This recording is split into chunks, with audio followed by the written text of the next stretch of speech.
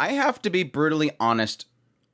I was quite a bit disappointed in episode 11 of Magical Revolution. I really feel like this episode almost tainted the entire series in a single episode. And the reason why is because the consistency. It feels like there's a break in consistency in the characters with this episode.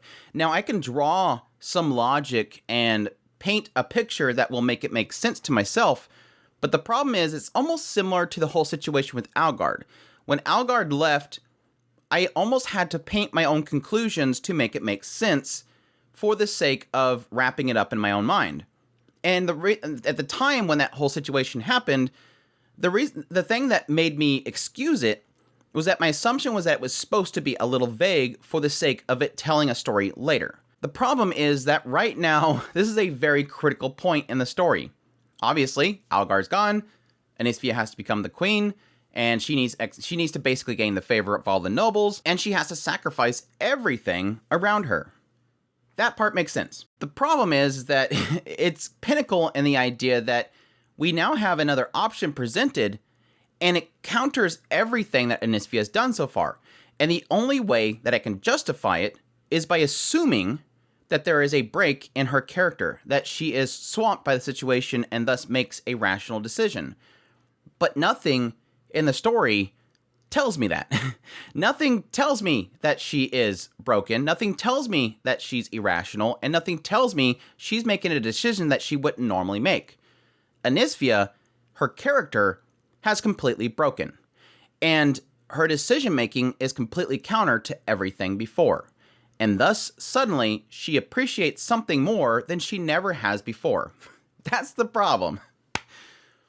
So let me go through this and see if there's at some point it breaks.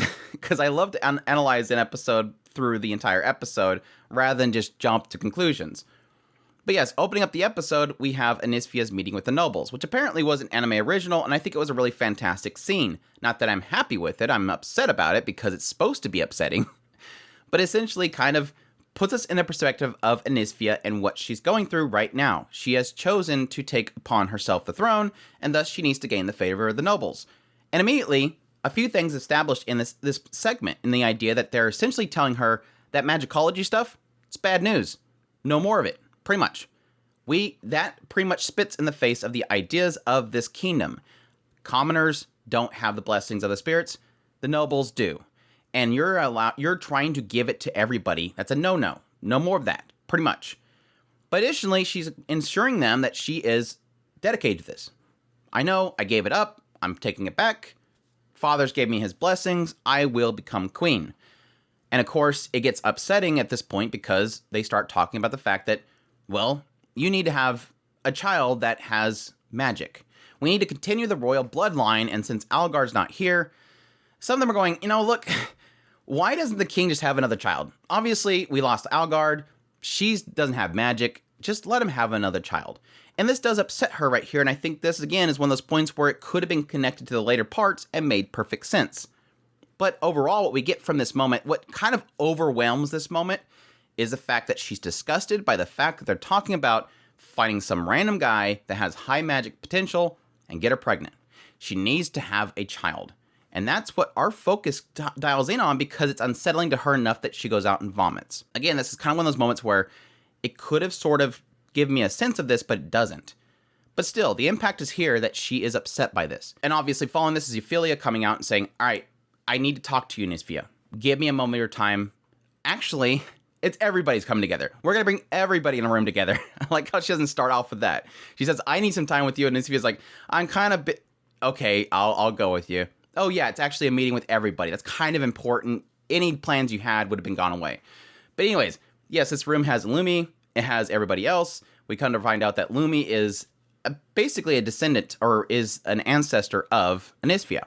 She's way back in the past. She's never aged. Yes, spirit packs make you never age. But additionally, what's kind of upsetting is they do kind of point out the idea that it's not just that. It's not just the fact that you outgrow your loved ones, which she outgrows the prince, or the king, which upsets her. But additionally, you lose your memories. And you can write them down, but you lose the emotions to those memories, so it doesn't matter anyways.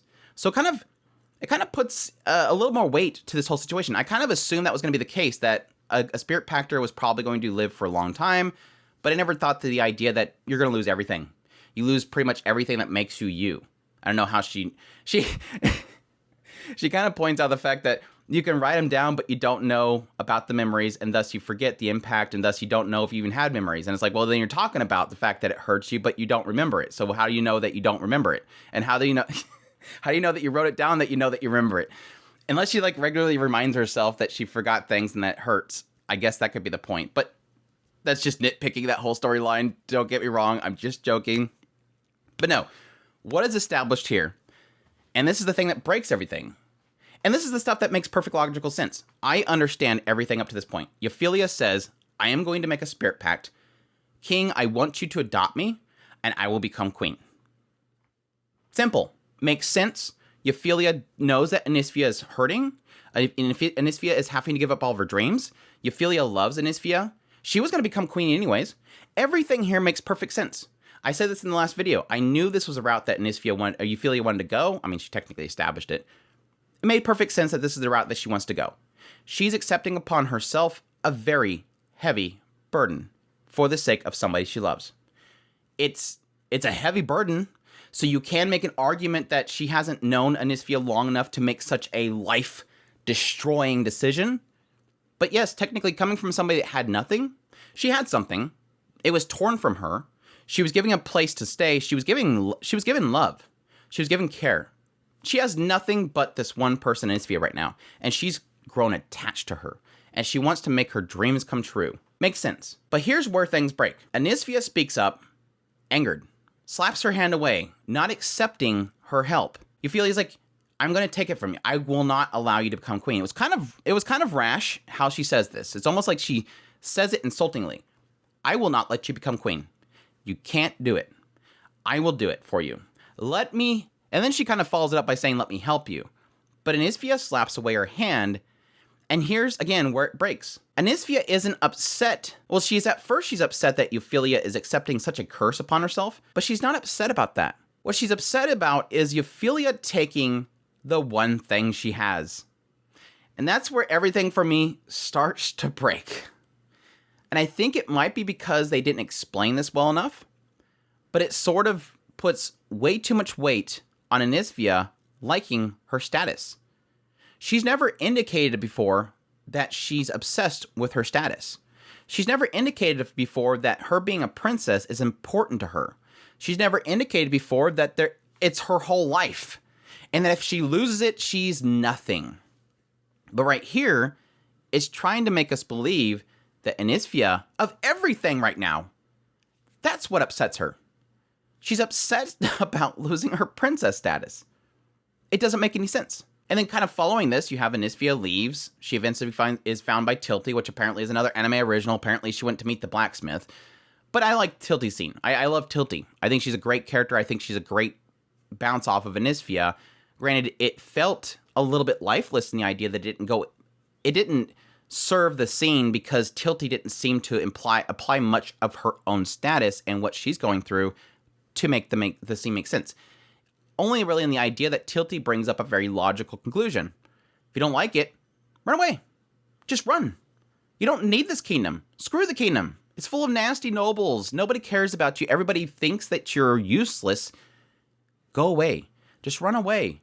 You'll be better off away from this nasty kingdom that is so broken. But Anisphia doesn't. She doesn't do that. Again, because it's some reason she's suddenly obsessed with being the princess. She's obsessed with her role. She's obsessed with the idea that this is my responsibility. And that's when Euphilia shows up and again continues to break the scene in the idea that Euphilia is offering her an out. And Anisphia can't accept it because she's afraid of Euphilia taking the one thing she has. If she takes away her princess status, she will have nothing. She has no magic. People won't accept her because she has no magic. And now the one thing I have, apparently according to her, the one thing that she has, the only thing that makes her matter is that she's a princess. Euphilia wants to take it away. She doesn't want Euphilia to take that away from her. Again, it doesn't make any sense. The reason Anisphia is upset is not because Euphilia is taking upon her a lifetime, hundreds of thousands of years curse upon herself. That's not what concerns her. What concerns her is that she's gonna lose her princess status. The thing she gave up before. Now, the only thing I could think about this is that she doesn't want to lose that status because it's the only thing that she has. Because she has no magic, everybody sees her as useless. But she was still important because she was a princess. That's the only way that I can that's the only way that I can put logic into the scene and make it make sense. Again, I'm having to pour logic into it to make it make sense. The story didn't. The only thing I can think of is that it's important to her because it's all she has left. She lost her brother. Everybody hates her. Her parents love her, but she's not talking about that. All she's focusing on now is that she has nothing. She has no magic. Everybody hates her. She's useless. She's seen as useless. She's lost her magicology. At this point, she's going to have to lose her love for... She's going to have to basically force herself to like men. She's lost everything. It's all come crumbling down. She's lost her brother again, like I said. The thing that she loved when she was a child, her brother, all she has left is her status as a princess. That's all she has. And so she was going to focus on it. Okay, I'll give up everything and focus on this thing. I'll become queen. I'll do exactly what these guys want me to do because everybody hates me. I'll do what they want me to do. I'll even take upon myself a man and have a child. She's accepted all that stuff.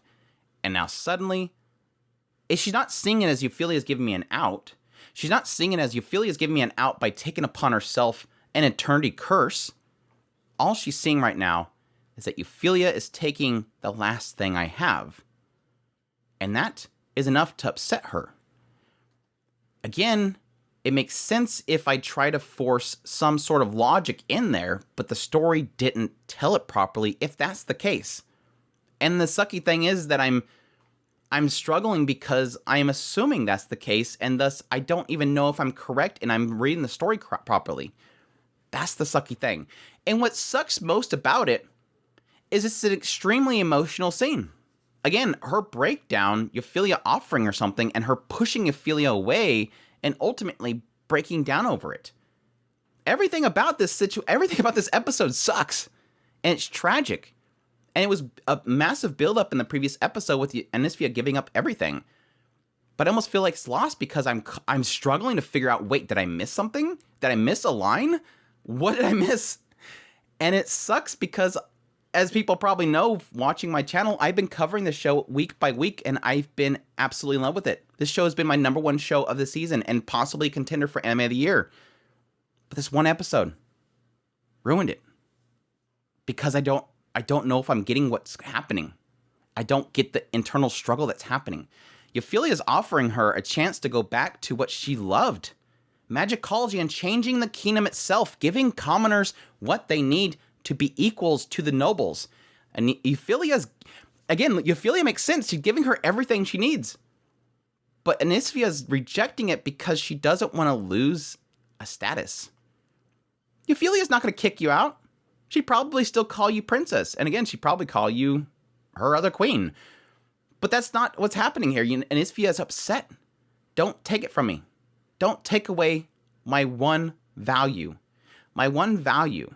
And again, it makes sense when I think about the idea of her thinking that that's literally her own value now, that she's lost everything at this point, and it scares her. This change, this massive change. But that's not what they're portraying. But I know, I might have missed something. So I'd love to hear you guys' feedback. Did it make sense to you? Did it still hit for you? I would love to hear from you guys down in the comments down below. But that's unfortunately my thoughts on episode 11. I really do hope that 12 clarifies something and really nails it home, because I'm really going to hate that this show might possibly have a bad conclusion. This is like Wonder Egg Priority all over again. I had a massive build up. I was in love, and then this ending. Please, episode 12, be amazing and clarify things. That's all I can ask for. But anyways, hope you guys enjoyed this video. As always, if you did, make sure to hit that like button down below. Comment, let me know what you thought of the episode. Additionally, if you're new to the channel, make sure that subscribe button so you get my content, audio news, reviews, first impressions, top list. If it's anime, it's pretty much here. Additionally, if you want to support the channel more, we have a Patreon link, tips link, super thanks button down below, as well as a membership button. I greatly appreciate everybody that supports the channel. You guys mean so much to me, and y'all take care.